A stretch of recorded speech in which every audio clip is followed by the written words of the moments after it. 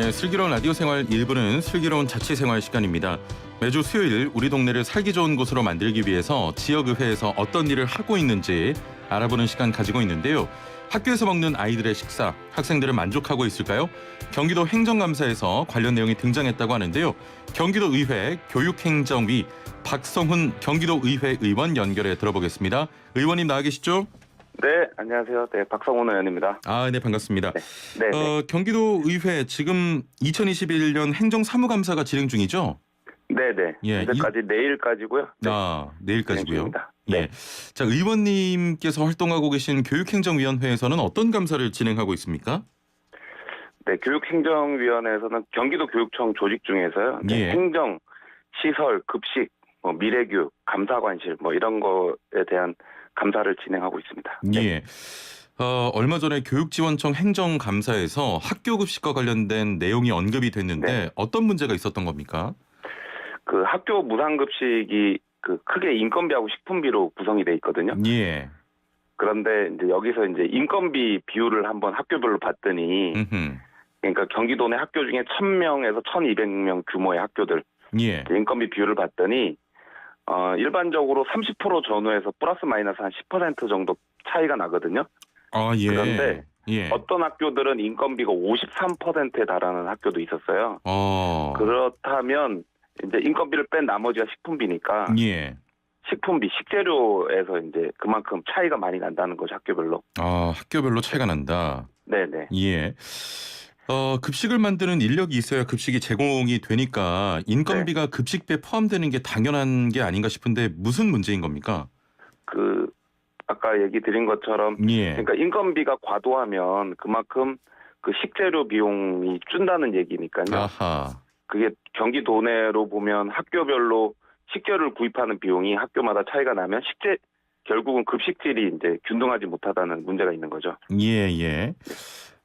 지금 인건비 비율이 높은 학교와 낮은 학교에 어떻게 보면 학생 1인당 급식비 편차가 매우 심하기 때문에 학생들이 조금 차별적인 학교 급식을 제공받아 왔다. 이렇게 판단을 하면 되겠습니까? 그렇죠. 그래서 만족도나 이런 걸 보면 지역별로 이제 차이도 많이 나고요. 어떤 지역은 만족도가 높고 어떤 데는 만족도가 낮고. 그다음에 똑같은 급식을 제공받아야 되잖아요, 학생들이. 그런데 그 식재료가 그만큼 학교별로 다르니까 이제 그 재료의 질이 좀 떨어지는 거죠. 그렇군요. 네, 그리고 그 종사자들의 이제 그 인건비는 계속 상승하고 또 학교별로 숫자도 좀 다를 수 있고 여건이 좀 다른 거죠. 그래서 인건비하고 식품비 예산을 좀 분리를 시켜놔야지.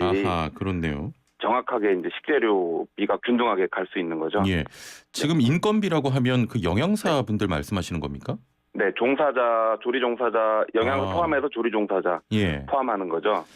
현재는 이 전체 급식비 중에 대부분은 교육청이 부담하지만 그 법률상 식품비는 이제 그 도청이나 기초단체에서 부담할 수 있도록 돼 있거든요. 그래서 그렇게 좀 일부 부담해주고 있는데, 근데 이게 합쳐져 있다 보니까 식품비랑 인건비가 그러니까 이게 좀 애매한 구석이 좀 지금 현재 많은 게 현재 상황인 거죠. 아니 근데 제가 이렇게 듣기로는요. 지금 음식 조리에 종사하시는 분들 인건비가 그래도 획일적으로 좀 기준이 있어야 된다 이렇게 좀 생각이 드는데 학교마다 그게 왜 다를까요? 학생 수에 따라 그 종사자 인원이 좀 다르겠죠. 일단 다르고 다음에 근무 연수나 이런 거에 따라서 실제로 그 통계도 보면 2018년에 종사자 인건비가 한 5천억 정도였는데 현재는 한 6,200억 정도로 많이 오르는 거죠. 또 인건비도. 그러다 보니까 근데 이제 그 아까 말씀드린 것처럼 도에서 지원하는 거는 정액으로 지원하고 있고 그러니까 물가 상승이 반영이 안 되고 있고 이런 좀 여러 가지 복잡한 실타래들이 많이 얽혀 있는데요. 근본적으로는 식품비와 인건비가 확실히 분리되고 거기에서 이제 경기도나 지자체가 거기에 따른 지원을 좀 더 해주면 이제 교육청도 그렇고 도청도 그렇고 이제 결국 이제 형평이 맞춰지면 결국은 도내 학생들의 급식이 이제 공평하게 이제 하게 되는 거죠. 그렇군요. 이게 보니까 하루 이틀 문제가 아니었을 것 같은데 해결 방안도 마련이 되고 있습니까?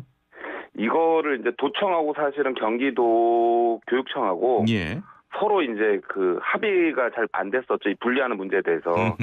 근데 한 1년 동안 이제 경기도의회가 나서면서 예. 제가 이 추진 단장을 맡았었는데 아, 그러셨군요. 그래서 이제 확실히 분리를 하자 이번 기회에. 예. 그래서 이번에 확실히 분리하고 그에 따른 부담을 도청에서 좀 부담을 하자. 그래서 한 내년도 예산에 이제 분리하는 걸로 결정됐고요. 예. 그리고 도청에서 한 200억 정도 더 증액을 해주고, 그다음에 기존에 정액으로 주던 그 예산을 정률로 바꿔서 예. 물가 상승분이 반영되도록 이렇게 합의를 봤습니다. 아, 그렇군요. 네. 예. 그래서 내년부터는 이제 확실히 분리돼서 우리 도내 학생들이 이제 균등한 양질의 급식이 가능할 것으로 예상됩니다. 저 굉장히 반가운 소식이네요. 네네네. 예, 뭐 필요한 곳에 예산이 생겼으니까 잘 사용이 돼서 학교 급식이 모든 아이들이 좀 기다리는 식사가 될 수 있기를 바라보고요. 네네네. 이 또 사안도 짚어보겠습니다. 교육행정위원회에서 최근 논란이 됐던 그 화장실에 불법 카메라를 설치하고 촬영했던 교장에 대한 논의도 있었다고 들었는데요. 네네네. 이게 지금 이런 불법 카메라 설치 및 촬영이 이번뿐만이 아니고 또 다른 지역에서도 계속 발생을 하면서 결국 피해를 저 학생들이 보는 거 아니겠습니까? 네네네. 교육공무원의 불법 카메라 설치와 촬영 이번이 처음도 아닌 상황인데 재발 방지를 위해서 어떤 방안이 좀 이야기가 됐습니까?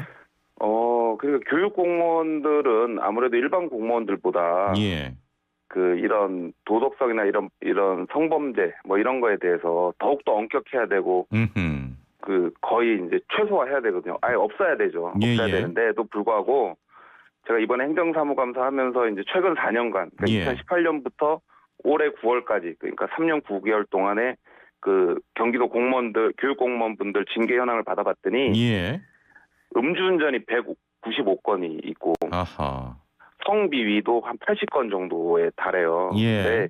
그 중에 이번에 이제 몰카 같은 사례가 처음이 아니고 보니까 2019년도에도 2건이 있었고 올해 초에도 1건이 더 있었거든요.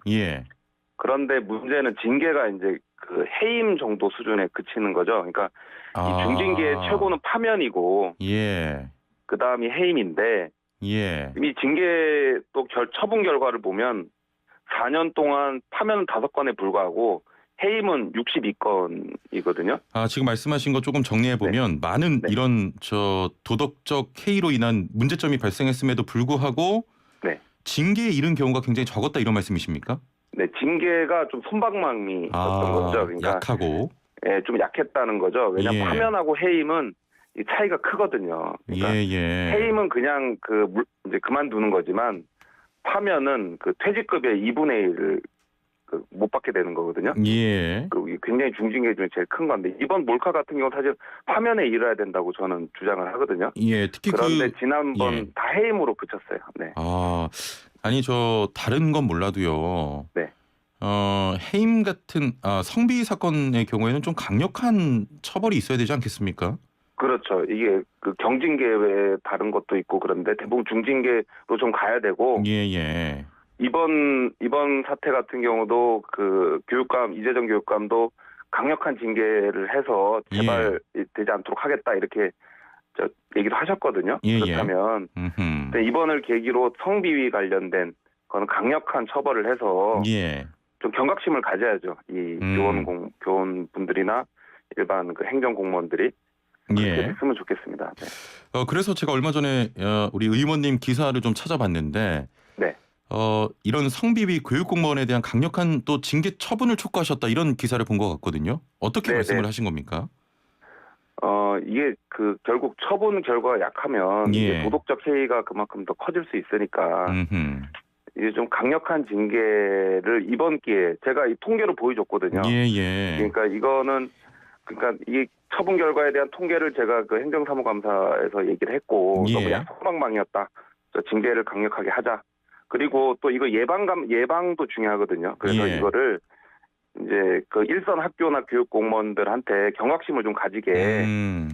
그러니까 사전에 이제 이런 경우에는 이렇게 처벌이 되니 절대 하지 마라. 또는 뭐 이런 도덕성 아니면 범죄 예방 교육을 좀 해야 된다. 이런 얘기가 있습니다.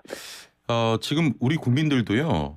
어떻게 생각을 하고 있냐면 공무원의 이런 비위 어차피 솜방망이 처벌이 될 것이다 이렇게 좀 느끼고 있거든요.